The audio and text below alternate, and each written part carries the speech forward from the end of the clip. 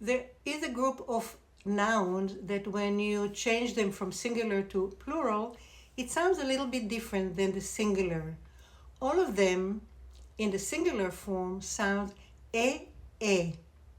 For example, sefer, a book, sefer, the plural is not seferim. You hear it sounds like too awkward in the mouth. What you do, you contract it. Sfarim. You want to end up with two syllables. Sefer, sfarim.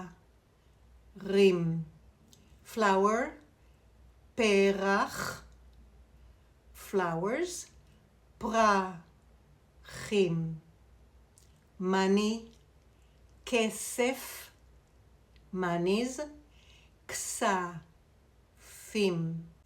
A boy, ילד, children, ילדים. I teach this rule in this book and of course many more things and many more tips. So here is a tip. Whenever you see a singular that sounds e, the plural should sound like the way I just taught you. Now you know.